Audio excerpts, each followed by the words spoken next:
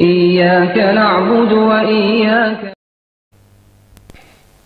أعوذ بالله السميع العليم من الشيطان الرجيم. بسم الله الرحمن الرحيم. إن الحمد لله نحمده ونستعينه ونستغفره ونعوذ بالله من شرور أنفسنا يهدي وأشهد أن لا إله إلا الله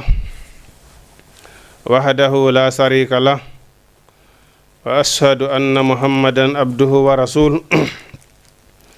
أيها الإخوة الكرام والأخوات، أحييكم بتحية الإسلام ألا وهي قائلا لكم جميعا السلام عليكم ورحمة الله تعالى وبركاته. na musidɓe julɓe wawa en yettude Allah subhanahu wa ta'ala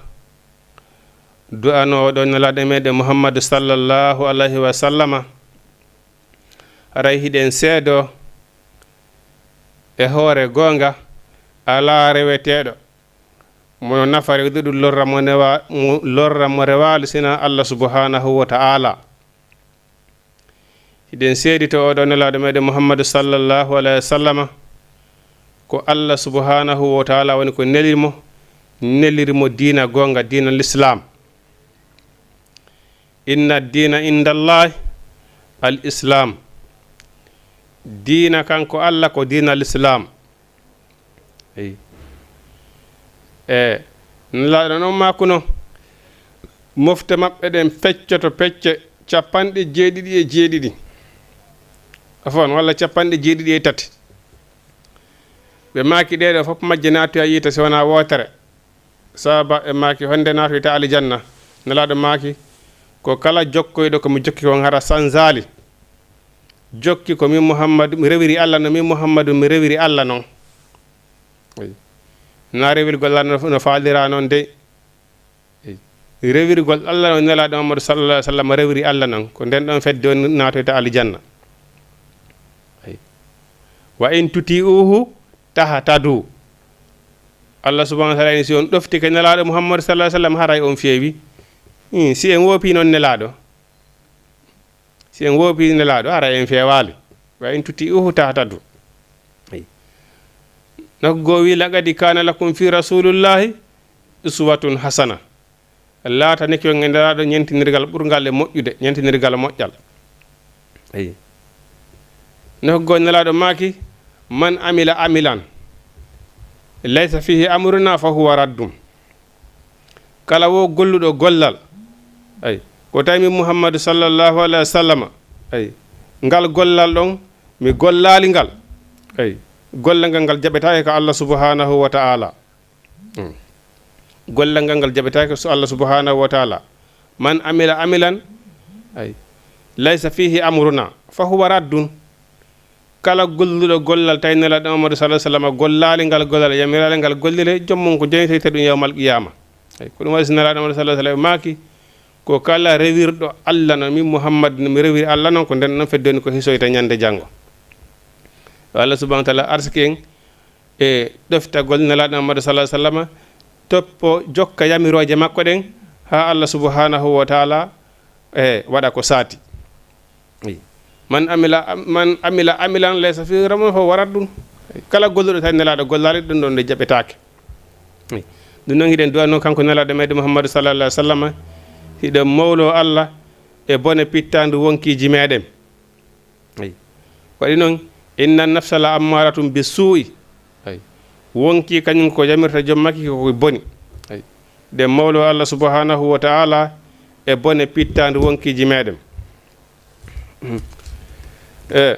بعد أعوذ بالله من الشيطان الرجيم بسم الله الرحمن الرحيم. الله سبحانه وتعالى وي سال بني إسرائيل أم محمد لندي نلادو أم محمد لندي سال لندي بني إسرائيل بني إسرائيل قدر النبي يعقوب زيف كم آتيناهم من آيات bayyinatin lande juif bani israila israil jien ɓeɓe wonɗon e wiide ɗo hannde no naati o aduna hino waɗa gere hino haɓɓiti ko kamɓe kumandoto aduna on fof Allah subhanahu wa taala landiɓe ko jelimen addani ɓe immorde e ayeje feeñuɗe hujjaji feeñuɗi dalilaji feeñuɗi wondema ko Allah e nelaɗo mum on tum woni ko ɗoftete ko Allah e nelaɗo mum on tum woni gonga ay ko wona Allah e nelaɗo ko mere landiɓe ɓe sali fes on yi bani israila ɓe yeyi toon juif ɓe ko kamɓe e kuddi ha ila yawmil qiyama Allah huuɗiɓe ay la'anahumullahu ala lisani yaquba ay ala lisanu dawda ɓe bani israila ɓe ko huuɗaɓe ni ko waɗi ala o annabajo arɗo e maɓɓe si wona ɓe fennayi annabajo on walla ɓe yeddamo ay walla ɓe waramo déjà ko si ɓe fennayi annabajo on walla ɓe waramo ay ma ɓe radamo ɓe yaltinaka saare maɓɓe bani israil ko yimɓe huɗiraɓe gere joni noon ko Allah subhanahu wa taala moƴƴi e maɓɓe komo moƴƴaki ɗum hay e goto ko waɗi annabaɓe en foppu koye maɓɓe yalti ha heddi nelaɗo Muhammadu sallallahu alaihi wa sallam nelaɗo Muhammadu sallallahu alaihi wa sallam on ɗon koye arabu ɓen woni ko yalti Quraysh ɓen ahlu makka bon nde tawno noon annabaɓe en foppu koye maɓɓe yalti ɓay oɗo ari Muhammadu ɓurɗo e teddude e annabaɓe akhiru rusulu nabiyul mursali oɗo ɓay o ari ɓe wi ɓay tunna e maɓɓe o yalti kamɓe ko kamɓe ɓuri fof exemple no waywa ko mana ko iblisa wiwno kon li Allah subhanahu wa taala wino ya iblisa lima manaka la asjudu adama isi amartuka ko honnu haɗuma sujjangol adama tuma nde mi yamirno yo yaw sujjanommo oy ni ana hayrum minhu ay komin ɓuri o moƴƴude min ko min ɓurimo valeur non min o compare ta kola min wona men gotum hande ko julɓe jalo maɗɗingol konngol ko julɓe jalo maɗɗingol konngol hande non min namen kalasi goto min wona men gotum ay min o hewtota kolan hay kol ɓulle kalasi amen wona gotum ahi ɗum ɗon Allah wa alam o anda eyyi Allah subhanahu wa taala himo okka aduna on mo o yiɗi e mo yiɗa kono o inni aljanna makko on okkatamo sina on mo yiɗi ko ɗum lorruno iblisa ko wino ana hayrum min ko ɗum golle makko ɗen fof boni eyyi ɗum noon ɓay noon Muhammadu sallallahu alaihi wasallam nela maɓɓe inni tum kamɓe ɓay tum Muhammadu wona e maɓɓe iwi ɓe gonɗinalimo kamɓe san fof kamɓe ɓuri ko leñol maɓɓe ngol ɓuri leñol nelaɗo ngol marde valeur Allah subhanahu wa taala huuɗi ɓe inni ko kamɓe fitina ha ila yawmi dini ɓe heɓata jang hande kadi sal bani israila andi bani israila kam ataynahum ko jeli men addani ɓe immorde ayeje bayinatin ɓangude wa man yubaddili ni'matallahi min ba'di ma ja'atuhu fa inna allaha sadidul iqabi kala noon mo Allah subhanahu wa taala nemini nema o wattiti nema Allah on Allah subhanahu wa taala o inni so okkima moƴƴere so waɗanima moƴƴere ko yaa neminor moƴƴere makko nden siko jawdi o okkuma ndin jawdi ko yaa nafitorndi e hoore rewgol Allah jokka en ɗan jawdi Allah subhanahu wa taala okkiraali ɗum jawdi fi yeddirgol Allah jawdi wona ko yeddiri Allah jawdi ko rewiri Allah ay ko waɗi noon Allah subhanahu wa taala no wawma okkorde ɗo joni jawdi o ronka okkorde ma gandal kono ala kulli haalin si tawi woni hiɗa andi ko rewira Allah hay si tawni ko andita ko de rewira Allah ɗum ɗon ɗumani mana tugale l'islamu de nden ɗon hiɗa paritiki de si tawi woni suumaye hewtide andi ko no hoolirte ɗa andi ko no darorta juula so juldema boni hiɗa andi mana ala ɗi wata ko wonde ɓawa muɗum ɗin hara ɗum ɗon hiɗa ɗumannide sabu nan goɗɗo ko woni a janga o ko woni a janga waw ɗi tawata hi ɗiɗo ala kulli haalin alhaalima adnan wata marside ɓawa majji ko ma kattoɗa ɗin ɗon ɗi wawaɗi wona julde en korka ko waytata sigiri ɗo piji ɗum ça c'est obligatoire ɗum ɗon ko obligatoire ko ma faama ɗum ɗon bon Allah subahanahu wa taala wawma jarriborde jawdi ndin jawdi ɗon wona sabu natugol ma alijanna hay sa heɓali ngala gandal hay sa heɓali ngala gandal ndin jawdi ma ɗon si tawi woni a rewirindi Allah a waɗindi ko ndi hana waɗere ɗon ndi wona sabu ay naadoygol ma alijanna hay si tawi woni a heɓali ngala gandal ndin jawdi ɗon ndi wawma sabu ndi woni sabu natoygol ma alijanna ko neɗɗo on si tawi woni mana o heɓali jawdi si tawi woni o heɓali ngala gandal kono si tawi subhanahu wa taala jarriborimo jawdi ndin jawdi ndi Allah subhanahu wa taala jarriborimo ɗon o wakkiliki o rewiri ndin ɗon Allah ko yo rewir ndin ɗon Allah subhanahu wa taala jarriboramo ay Allah subhanahu wa taala no wawi jarriborde mo ndin jawdi ɗon wona sabu natugol makko alijanna bon si tawi woni Allah subhanahu wa taala okkorima gandal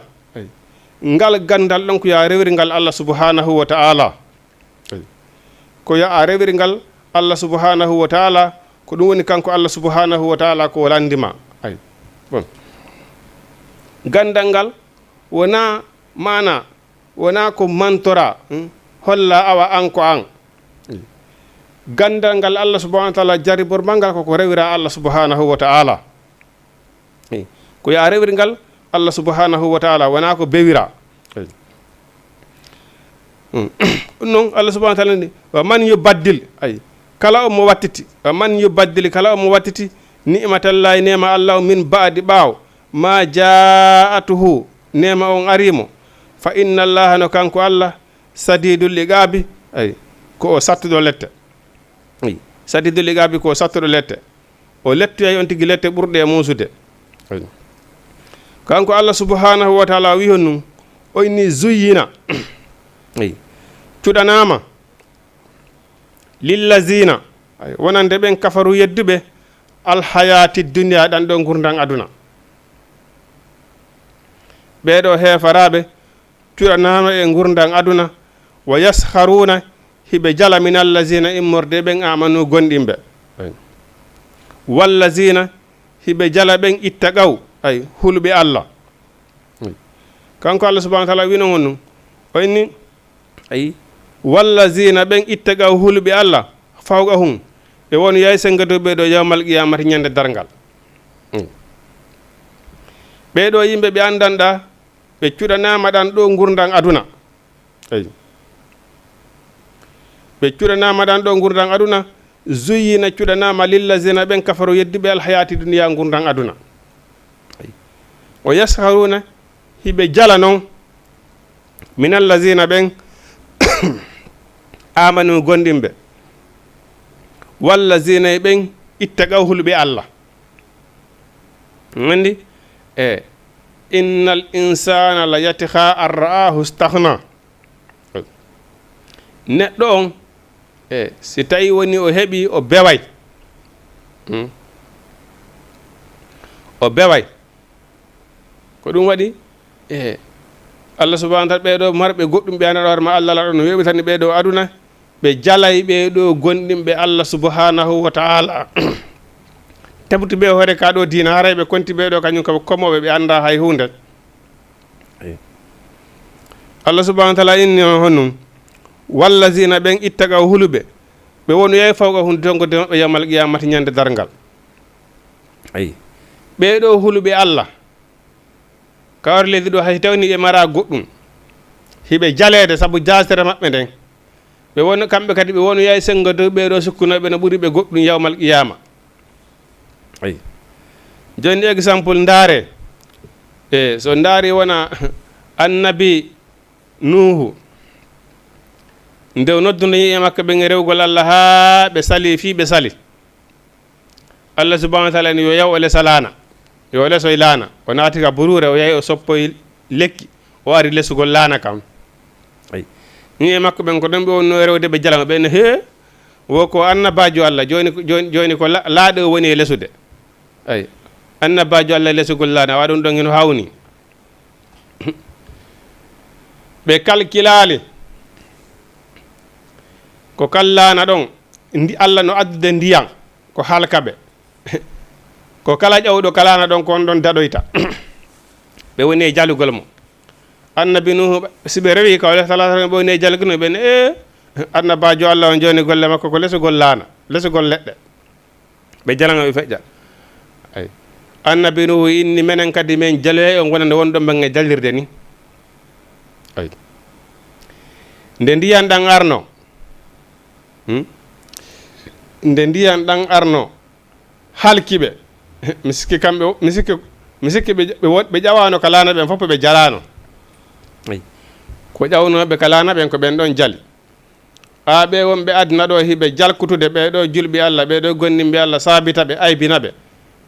ɓeɗo kamɓe kadi ɓe woni e sengude maɓɓe yawmal qiyama ay yawma la yanfa'u malun wala banun illa man atallahu bi qalbin salim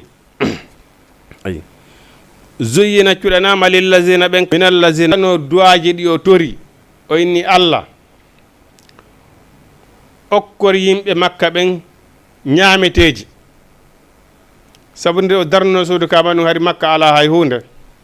qalilan summa adtoru ila azabi naari Allah subahana wa taala inni hey Ibrahima min haymo yeddilan mi arsikaymo konko mi arsikimo ɗon mi nangitorama ɗum yawmal qiyama ko ɗum sikkuɗen ñande woni en wawana hoore meɗen Allah subahana wa taala si tawi woni ko jawdi Allah subahana wa taala okkorma oni ñande janngo so yewtama yawmal qiyama ta ndeya teppere ta ndeya teppere ha olandema jawdi ma ndin ko on to heɓuɗa ndi jawdi ma ndin ko on to heɓuɗa ndi ɓay a heeɓidi kadi ko on to finance uɗa ndi ayi ko Allah subahana wa taala okkorma kon ko o jarri borma si a moƴƴini alhamdulillah sa moƴƴinari en tout cas ɗo o lantoytoma jawdi ma ndin a hasibrete par mbuuɗu ko honto heɓuɗa ndi jawdi ma ɓaya heɓinde kadi ko honto finance uɗa ndi neɗɗo o justifié ɗum ɗon ha laaɓa pes Allah subahana wa taala gandal ngal mi okkuma ngal ene ngal gandal ma ko aduna ɗaɓɓirnoɗa ngal ay ko beesi wonno ko ɗaɓɓirnoɗa ngal gandal ma ɗo gandal ma ngal a rewirno ngal Allah e hoore no laaɓiri an oɗo karmakojo talibajo wagotode bimbe kikiɗe Allah subahana wa taala darata a gandal ngal Allah okkuno ma ngal a daratoɗa justifié ɗa ɗum yeeso Allah subahana wa taala ko laaɓi pos ko sikki wo ala e muɗum ayi si ɗon feƴƴi siko ɓiɓɓe Allah okkuma ɓen Allah subahana wa taala o lantoytama fi maɓɓe ko ɗum waɗi so ini ɓu an fusakum wa ahalikum nara dande hoore mon dandum ɓe guura mon nden yiite ka ɓiɓɓe Allah okkuma ɗen o lantoytama fi maɓɓe a newno ɓe nedi l'islam a yeytino ɓe ɓiɓɓe ma ko Allah woni ko hulete a yeytino ɓe ɓiɓɓe ma ko nelaɗo Allah woni ko jokkete ɓe nde ɓe guurama nde men halfinnoma a huluno Allah e maɓɓe neɗɗo ngo justere noon ko laaɓi pos ayi ko ɗon so waɗani o wa hay mo yeddilam ayi fa umattihu qalila mi okkoramo seeɗa ni enen hiɗen ina ɗo joni kon kaari no mari milliard ji on hino mari mbuuɗi hay ko ala haaju Allah subahana wa taala ni ɗum ko seeɗani fa umattihu qalilan ɗum ko seeɗani enen ko niten ɗo hino ɗuuɗi Allah subahana wa taala ni ɗum ko seeɗani ko makko fa umattihu qalilan summa tarhu ila azabin naari mi neminemo seeɗani on say konko mi neminimo ɗum mi lettiriyama ɗum yawmal qiyama ñande janggo joni sen daari wona jawde ala ko ɓuuri welde ɓuuri jawdi ka Allah subahana wa taala kon ngo wi o inni jawle ɗe ittetake jakka ɗen ɗe ittetake sadaka ɗen ɗe jawle ɗe Allah subahana wa taala neminiri en sali ɗen ɗe ittude sadaka hiɗen sali ittugol ɗe jakka kanko Allah subahana wa taala kon ngo wi o inni mana ɗen jawle yawmal qiyama si tawni neɗɗo maayi ko mana ɗe wattoyte feeruje kuran ɗe pasuriye joom majje ñande janggo ñande woni joom majje wana hoore muɗum ɗen jawle ko feeruje kuran ɗe waɗiroyte ay ñande janggo ko ɗum ɓe lettiroyte ɓe paasireɗe Allah subahana wa taala ne ko ndi jawdi wonoɗa e bewirde ka aduna o illa so wona ndin jawdi ndi watte yawmal qiyama si neɗɗo si tawni o surrama ha o gayni ndin jawdi ndi wattoyte mbidanawel ko wiyete bollil ay molenal ngil ngil ara ngil taaro dande on ngil taaro ɓandu on tigi ɗum fof koye qabru makko ayi ndi adda hoore ndi tega ka fewndo hoore makko ka hunduko makko ndi wiya ko min an wonata ɗo ha yawma ha ummital ummito ko mi wonno jawdi ma ndi wonoɗa bibirde ko aduna ndi ayi bon no awa neɗɗo on Allah subhanahu wa ta'ala inni aduna himo o okka aduna mo yiɗi e mo yiɗa ay o okka talla kala sina o mo yiɗi o inni ahsin kama ahsana Allahu ilayka ay innama amwalukum wa awladukum fitna ɓiɓɓe mon ɓe ga joole mon ɗen ko fitina ay Allah subhanahu wa ta'ala so okkima jawdi o jarrebe ma moƴƴin ay hay sa heɓale gandal so Allah okkima jawdi ndin jawdi ma ɗon sa huuli Allah e mayri ndin no wonima sabu nadugol aljanna ay no waɗi facile bon ɓiɓɓe ma ɓen sa neyiɓe neydi l'islam hay tawni an a mara ngala gandal ha ton kono ɓiɓɓe ma ɓen si ɓe feewi ɓe woni sabu nadugol ma aljanna ay goɗɗo goo woni ko aduna ɗo tawi nene makko e baba makko ko talibajo kar makko ɓe ko rewnoɓe Allah ha ɓe maayi ɓe foda natoygol aljanna ɓe heeɓi ɓiɗɗo ɓe acci mo aduna ɗo ɓiɗɗo on tawi o feewa o woni bandi délinquant ɓiɗɗo maɓɓe on woni sabu yaltingol nene makko e baba makko ko aljanna na amo ka yiite ɗum ɗo holli ɓiɗɗo ma si a heeɓima ko ani ummo neydi l'islam si a ne ali mo neydi l'islam an babajo on hay si a rewi Allah ha honnun nde yawmal qiyama a natoyta aljanna accaɓe guure nden ayi qu anfusakum wa ahalikum nara dande hoore mon dandum ɓe guureji moɗon ɗin yiite ayi wona nelaɗo amadou sallah sallam makki noon en ɓuuru nelaɗo mamadou sallah sallam nela o noddi yaya mum o noddi bappa makko o noddi ɓiɓɓe makko ɓe ɓuuri yiɗude o wi kala ko fala ɗon e aduna lande lan sela mari feere mi waɗana yo hakkude won e Allah subhanahu wa ta'ala wakkile mi wawana on yeeso Allah hay fus ayi ɓeɗo gonɗinɓe Allah mana ɓe wono yeyi sengodo ɓeɗo e bewɓe ka aduna ɗon Allah subhanahu wa ta'ala inni kanan nas yimɓe ɓen ɓe laatinoke ummatan ko ɓe mofte wahida tan goote fa ba'asallahu Allah o neli annabiyina annabaɓen mubashirina yoɓe weltidir jiloɓe natugol aljanna wa munzirina ɓe hele ɓe hurɓinira yedduɓe Allah ɓe natugol yiite jahannama ayi on yimɓe fof haari fof maɓɓe koɓe réseau goto avant l'islam arde haari fof ko bandi ko délinquant ayi ko honto lurra ko nde tawno gonga kan ari wa qul jaa al haqq wa zahaqa al batila innal batila kana zahuqa ha hande noon ko ngallurral woodi ina woodi ɓe janga fes anda bihi basiral hiɓe wi kamɓe ko ɓe andi kon ko ɗum woni gonga nani sama kala anda kadi anda hino dari hino pahanno e hoore yimɓe ko ɓuri moftere fof noon ko sabu neɗɗo kadi mo anda fi l'islam bihi basiran hay toɓɓere ley laamu anda yetama hino wolude fi l'islam yawagol Allah e jule ɓen ɓura ɗum ɗo yawo nelaɗo Allah o si a anda fanko ayi hino uɓɓen ɗon an côté ɓe anda fesedina l'islam kon hay e hunde hino haɓɓiti wolay fi l'islam ɗon hino woɓɓon ɗon probléme hino waali côté hino woodi jannguɓe ha gayne wi ko julɓe andi ko ɗum ɗo woni gonga faami ɓe ƴetti gonga on fes ɓe bugi ɓe waɗi ɗum ɓawto sabu geɓoy aduna e andede wolede sabu honum heeɓe enen julɓe ɓen kaka penale woni wo enen ko ɗon ɓurete ko ɗon andude en jiiɗa wowlowo gonga enen julɓe ɓen neɗɗo fewɗo wowlowo gonga en jiiɗama ko fenanowo en ko ɗum on woni ko jiɗuɗen no woodi janngoɓe ha gayni andi ko ɗum ɗo l'islam o wi ko ɗum ɗo woni gonga ɓe ƴetti ɗum ɓe bugi ɓama e ɓe ƴetti weeli foti ɓe hikkini yeeso sa foti golde ɓe na on ɓuura kaariyelle a ɓennele kadi no janggi kono menen ko ɗum ɗo e ɗum ɗo e ɗum ɗo e ɗum ɗo ko ɗum nelaɗo hino tawano e ko wasi ɓawa maɓɓe ɓeni ɓe janggoɓe bomɓe ɓe janggoɓe bomɓe aroyoɓe ɓawa an ɗum heewa hande ay on probléme ɗon kadi no waali feere ayi ko ɗum waɗi Allah subhanahu wa ta'ala inni konde har yeɓe fof koɓe hunde wotere par ce que hari fof jangga konde tawno noon hande kadi diina kan ari peewal ngal ari Allah subhanahu wa ta'ala peewal ngal ko ɗo woni woodi jaɓuɓe peewal ngal woodi kadi ɓe jaɓali ko ɗo lural ngal ari ella on ko ɗon ari o inni fa ba'asallahu allah on neli ay annabina annabaɓen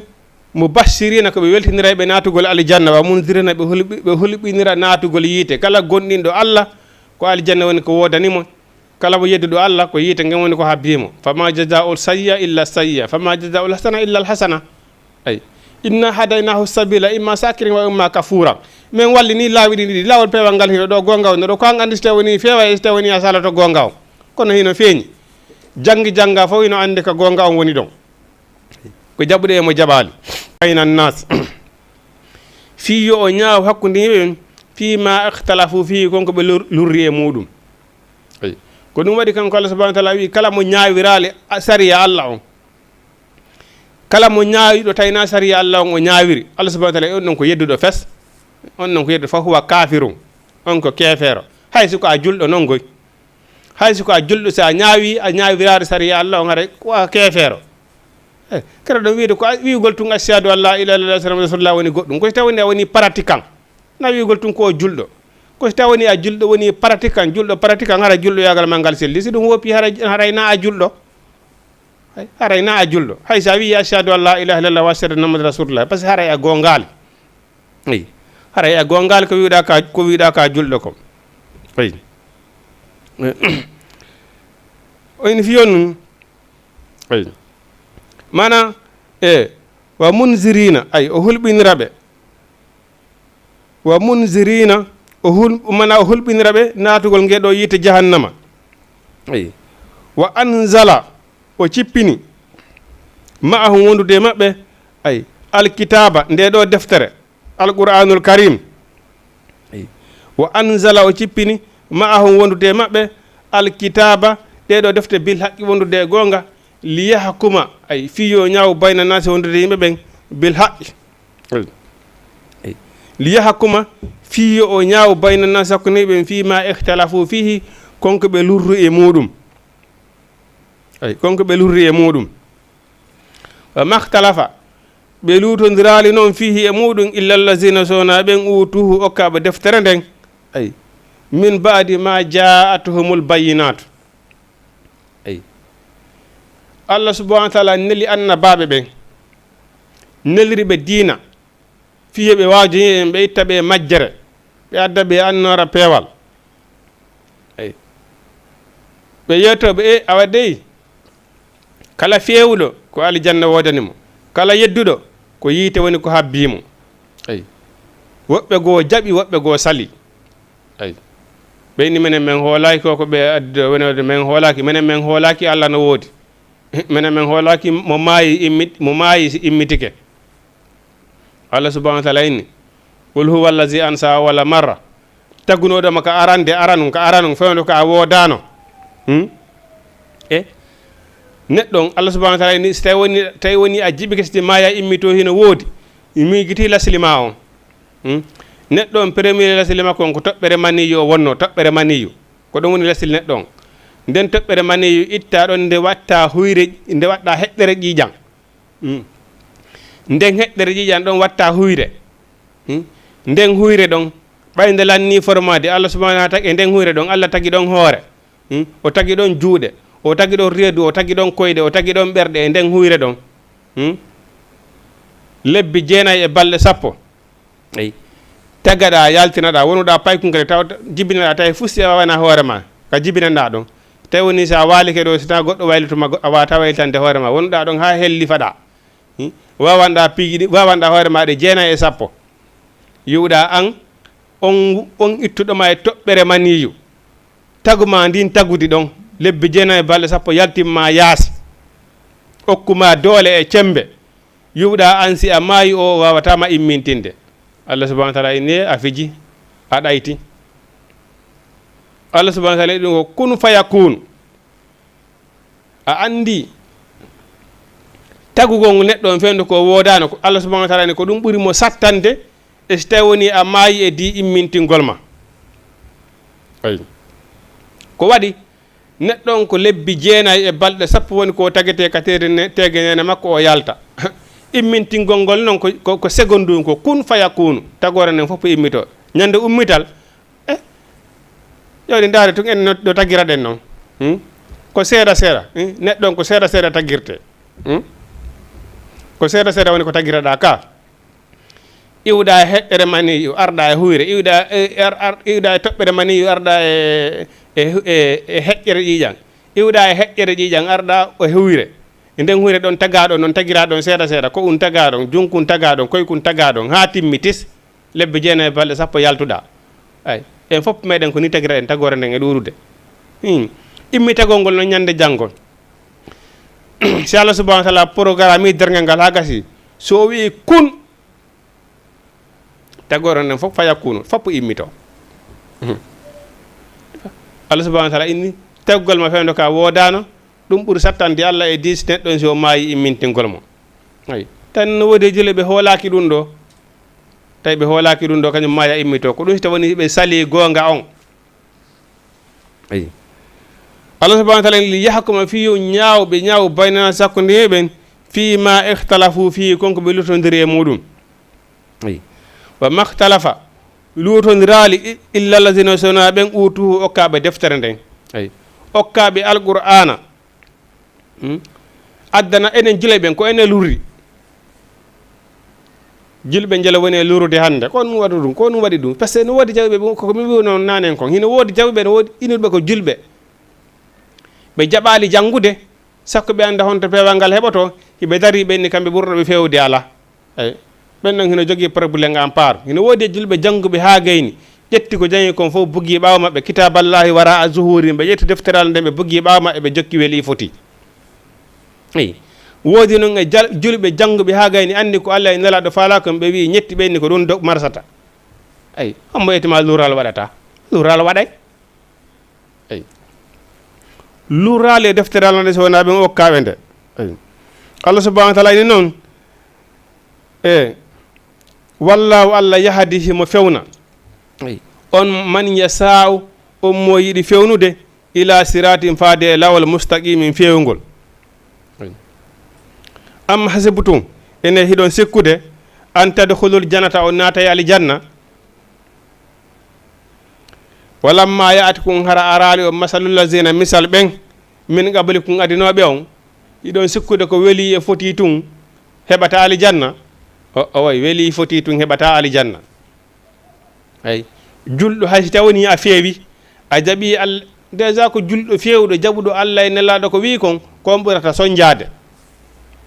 ay a julɗo si a janggi joni ha a gayni tawi woni ko welatama si ɓe gaɗo joni ene karam koyen ene o cigarette no harmi modi modi ɓe wolay ɗum tun woni modi tarte ɗum modi ɗum ko ɗuma noon honto cigarette ndi cigarette harmi ɗum harma modi an haray meɗen yiɗuma ha ayi a woni karma koru jangudu andundu fof ko wona ko landete min ari mi landeke piiji fi harmude modi terte ɗum ɓe wolay tun woni ene karam koyen ɓenni o zugol carte no harmi o zugol lido hino harmi modi ɓe wolay tun woni e tarte ɗum modi ɓe sattinare tun yeyi ɓen modi ɗum ko sattinangol yeyi ɓen non ɗumanno ayi ene karama koyen moragol mesi no harmi ene karama koyen wujagol produit no harmi modi ɓe soñjate ɓe tampinate ɓen wolugo sattinangol yeɓe modi ɓe o ɗumanniɓe ɓe yimɓe ɗen andi wolate huɓe ɓe ibaduɓe ustasiɓe kamɓe ko noyi no harmi hino harmi ayi si a woni karama koru an ko ɓe ari ɓe landima o hino dagui an jiifama on tekkay jiifama kan tekkay ñande ɓe ñande ma fewelɗo ñamete kama ayi kono karama koje wolanoɓeɓe gonga on harminana ɓe harmuɗi Allah ɗin walla tawi on o jiɗaka on ɗo yo maafe makko tekku hara yangi ayi déjà ko julɗo innuɗo no fewi on ko on soñjoto ayi ɗon sikkude on naata e aljanna hara heɓali on soñja ko heɓuno adiɓe sakkitiɓe kon ayi Allah subahanahu wa taala jarri boton on heɓa e sattede ayi walamma yaatikum hara arali o masalul lazina misal ɓen ayi hala feƴƴino e min qablikum reɗo mastatum al ba'sa wa dorray ɓen ɓe heeɓino sattede ɓe heeɓino lorra ayi wa zulzilu ɓe déransa ɓe ammerda ɓe menasa ayi hatta yaqula rasulu ha Allah tigiri wallazina ɓe maahu wonduɓe makko ayi hatta yaqula rasulu ha nelaɗo tigiri wallazina ɓe maahu wonduɓe makko